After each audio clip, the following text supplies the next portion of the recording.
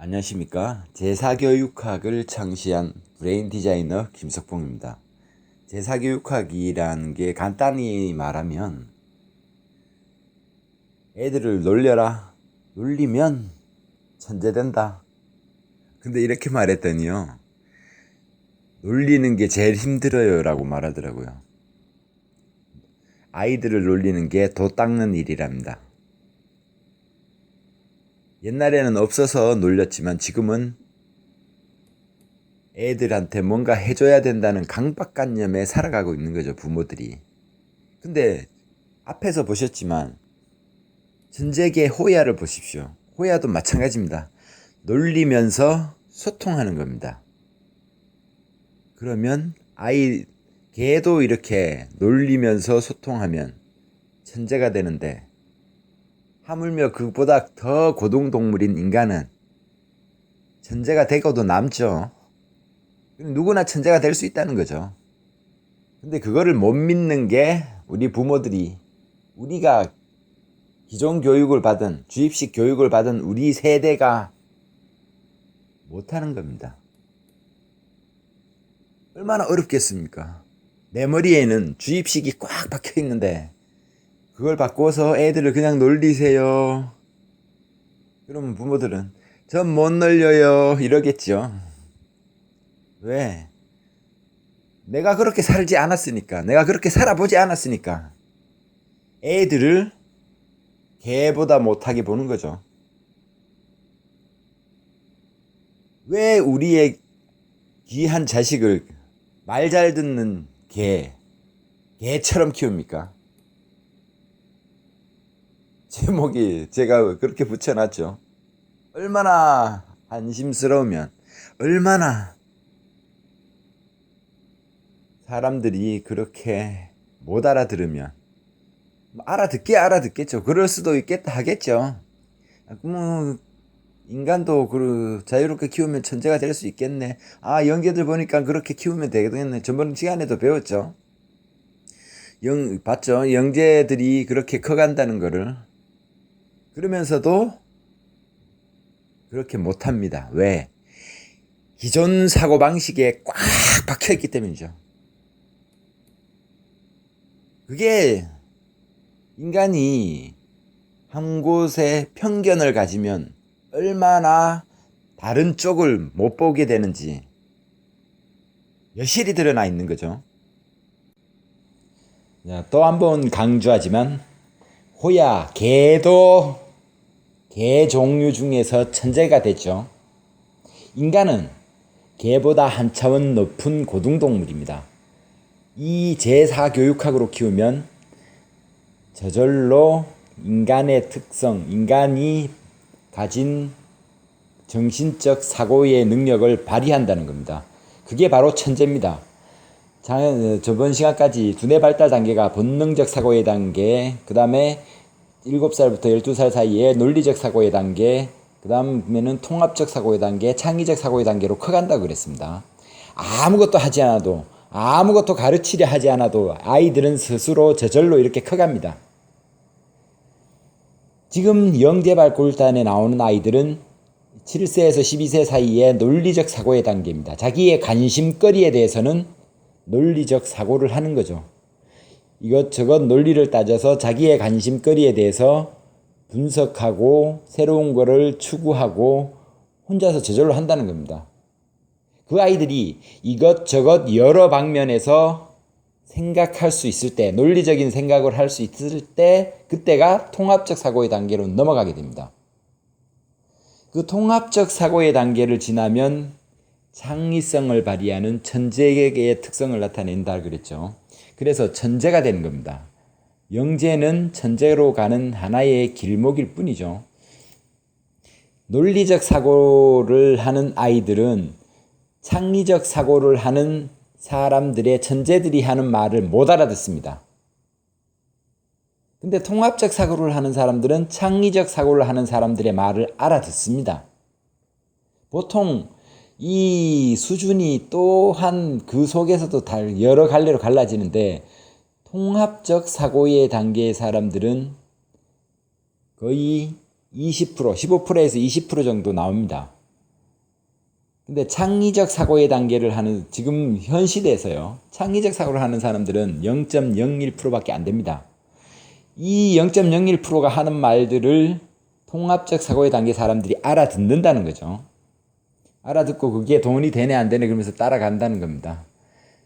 그리고 연령대별로 0세에서 6세 사이에는 이런 일, 7세에서 12세 사이에서는 이런 일, 이런 것들이 있다고 제가 말씀드렸습니다. 그리고 두뇌의 특징도 이런 게 있다. 인간은 천재가 될 기질을 가지고 태어난다. 두 번째, 인간은 어떤 환경에서도 적응하는 동물이다. 왜? 가소성이라는 게 있기 때문에. 인간의 두뇌는 가소성을 가지고 있기 때문이죠. 그리고 두뇌는 오감과 연결이 되어 있다. 그리고 영제5법칙, 자유롭게 놀려라, 집안 사정을 느끼게 하라, 간섭, 규범, 예절, 종교 등을 주입하지 마라. 이게 중요한 겁니다. 그 다음에 생각하게 하라. 뭔 일이 있으면 이 아이의 행동이 내가 부모가 판단하기에 이 아이가 생각하게 만드는 일인지 아닌지 그거를 생각하고 어떤 결론을 내리라는 겁니다. 학원을 보낼 때도 얘가 진짜 관심이 있어서 가는, 지가 어떤 관심이 진짜 공부하고 싶어서 가려고 하는 건지 친구를 만나러 하러 가는지 생각을 하고 그 다음에 안 가게 하는 게 얘가 더 많은 생각을 하게 하는지 가게 하는 게 더 많게 생각하게 하는지 결정하고 해라는 겁니다. 무조건 그래 우리 애가 공부한대 좋아 그래 학원 가. 어느 날 보면은 게임 중독이 돼 있죠. 여자친구 사귀고 오죠.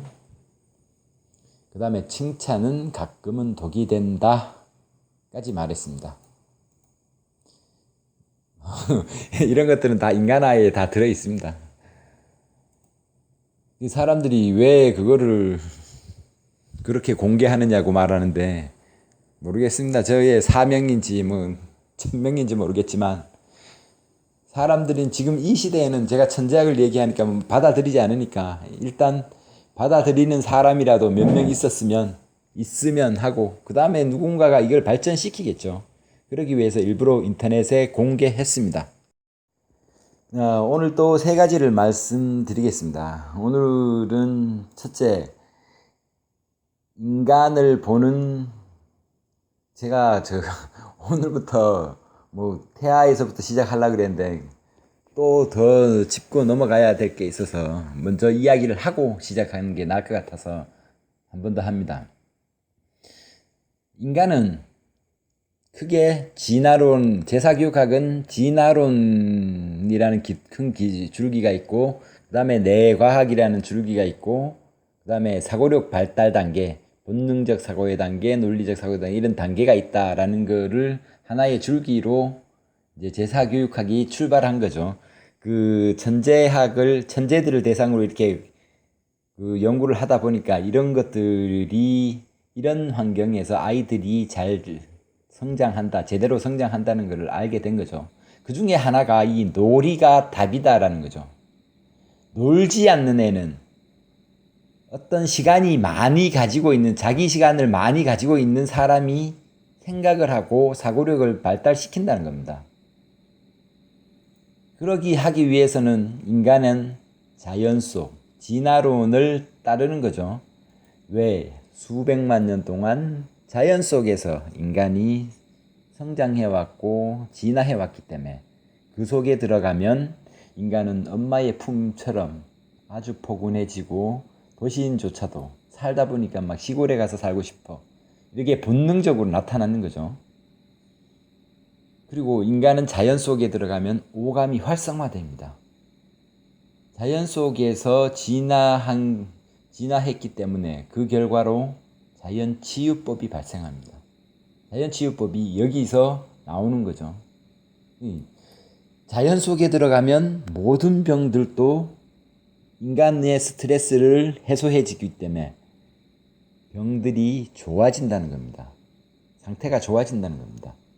이런 선생님, 이런 부모들이 얘기하는 걸 종종 들었을 겁니다. 우리 애가요, 산속에서 시컷 놀다 왔는데, 아니면 강에서, 바다에서 놀다 왔는데, 얘가 집에서 그 다음 주에 공부할 때 보면 차분하고, 놀이공원에 주말에 갔다 오면 애가 난리를 쳐요.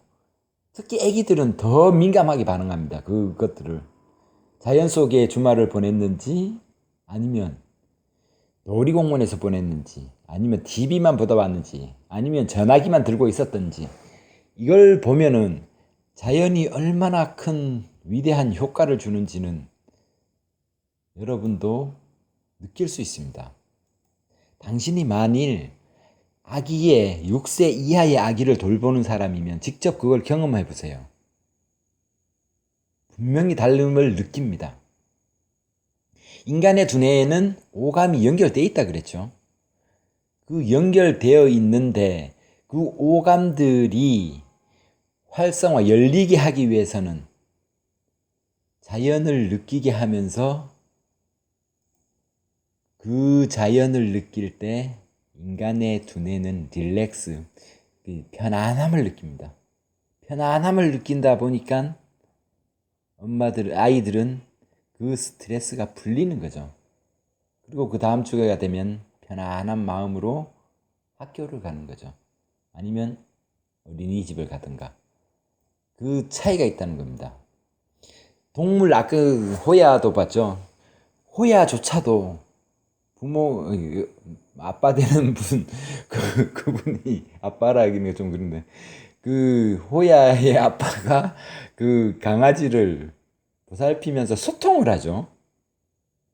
굉장히 개들은 민감합니다. 소리나 아니면 그런 언어들을 표현하는 것에 이 그 주인이 부드러운 말을 쓰는지 아니면 거친 화가 났는지 금방 알아본다는 겁니다. 그래서 우리 아기들도 마찬가지죠. 아기들도 부모들이요, 화내면은 이 얼굴이 바뀝니다. 굉장히 바뀌고, 엄마가 환하게 웃어주면요, 아기도 환하게 웃습니다. 그 정도로 우리의 오감은 민감하다는 거죠. 그 오감이 자연 상태에서 가장 잘 활성화된다는 겁니다. 오감이 뭡니까? 오감이요, 눈, 코, 손, 발입, 촉감, 그게 감성과 연결이 됩니다. 오감이 발달해 있는 사람은 감성 또한 풍부해지죠. 우리 인간에게 가장 처음에 아기들이 가장 처음에 나타나는 게 뭐죠? 그림을 그리죠. 자기가 보이는 대로 그거를 그림으로 옮기기 시작합니다. 벽에 색칠을 하고 낙서를 하고 부모들은 그거 지우느라고 바쁘지만 아기들은 그거를 자기를 표현하는 겁니다. 그렇게 표현하는 만큼 그 아이의 감성이 뛰어나다는 거죠. 그거를 하지 마. 너 지금 공부해야 돼. 이렇게 돼버리면 감성을 발달시키는데 장애가 생기는 거죠. 벽이 돼버리는 거죠. 아, 이런 건 하면 안 되나 봐. 이렇게 되는 거죠. 이놈의 새끼 또 낙서했어. 그 다음부터 얘가 하겠어요? 안 하죠. 그래서 나타난 것이 요새 엄마들, 그 머리 쓰는 엄마들은 벽에다가 아예 색칠을 하게끔 만들어버리죠. 도화지랑 뭐 두꺼운 걸 이렇게 종이를 더 씌우죠. 아주 똑똑한 부모죠. 그렇게 오감을 감성이 발달하게 되면요, 소통이 됩니다. 감성이 뭡니까? 사람들이 공통적으로 느낄 수 있는 그런 것들이 감성이죠. 그 감성을 공유하게 되는 거죠. 그러다 보니까 소통이 아주 자연스럽게 되고, 소통이 자연스러워지니까는 말을 잘하게 되고 사회성이 좋아질 수밖에 없죠. 학교 가면은 왕따 당하는 아이의 부모는요, 아이를 왕따 당하게끔 키우고 있습니다. 잘못된 교육으로 자기는 그렇게 안 키웠다고 말을 하는데 제 자식만 기하다는 그 자체가 뭡니까? 부모 생각이 잘못됐다는 거죠. 왜 자기 자식만 기합니까? 그 소통이 안 되는 거죠. 감성이 없다는 거죠. 그래 놓고는 자기는 올바른 교육을 한다고 말합니다. 왕따 당하는 애들은 소통과 공감 이런 능력이 떨어진다는 겁니다. 오로지 공부 잘하면 그게 될 것처럼 느끼는 거죠. 우리 애 책 잘 읽는데요. 진짜 지가 읽고 싶어서 읽는 책인지 부모가 야단쳐서 억지로 읽는 건지 아니면 보이기 위해서 읽는 건지 학교에서 읽어오라니까 읽는 건지 그거 따져봐야 됩니다. 그런 거는 따져보지도 않고 우리 애는 똑똑한 애라고 그냥 판단하는 거죠. 부모들이 자기 아들 똑똑하다는데 쟤한테 이렇게 이야기를 해보면요. 똑똑하기는 사고력은 저 밑바닥에 있는데 본능적 사고를 하는 애들인데 자기 애는 영재 교육을 받는다고 우쭐해하고 있습니다. 미친 것이요. 호야보다 못하게 키우고 있습니다. 그래서 이 사회성이 좋아지는 애들은 자기가 무엇인가를 새로운 거를 이야기하고 할 때마다 책으로 연결시키고 그 책을 통해서 그 자신의 관심 분야에 대해서 학문적으로 연구를 한다는 겁니다. 그러다 보니 자연스럽게 두뇌가 발달할 수밖에 없죠. BBC에서는요, BBC 방송국의 다큐멘터리 보면은 인간과 개가 몇 프로를 닮았나 이런 얘기가 나오는 이유가 뭡니까? 진화했다는 거죠. 진화의 증거라는 겁니다. 그렇게 우리가 아이들이 저절로 오감이 활성화되고 소통하고 자기의 관심거리를 찾아냅니다. 그렇게 자유롭게 놀리다 보면 저절로 이 관심거리를 찾게 되고 그 관심거리를 찾았을 때 아이들은 놀면서도 공부도 잘하는 애가 됩니다. 그렇게 노는데 놀다 보면 우리 쟤한테 앉으려고 막 최대한 힘을 쓰고 안간힘을 쓰고 머리를 쓰잖아요. 그래서 거기 속에서 의지가 생기고 자신감도 한번 이기면 자신감 생기고 골 한번 넣었다고 됐다 좋아서 의기양양하게 돌아오는 자식들 봤죠? 근데 그렇게 오면 엄마들이 얘기하죠. 아이고 우리 강아지 키우는 거 맞나요? 강아지가 맞나 보네요. 강아지들 중에 자유롭게 키우고 공감하게 되면 강아지들 중에 강아지라는 종 범위 내에서 최고의 강아지가 되는 거고요. 인간은 소통하면서 자유롭게 놀리면요.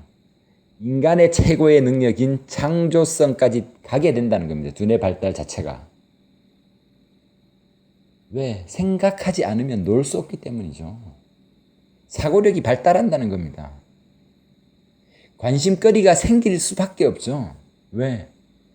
내가 쟤한테 지기 싫은데 어떻게 하든 뭔가를 해놔야 되는 거죠. 그리고 자연에서 놀다 보면 저절로 관심거리가 생깁니다. 어떤 아이들은 곤충, 어떤 아이들은 비행기, 어떤 아이들은 심지어는 한문, 영어, 그게 관심거리인 애들이 있습니다.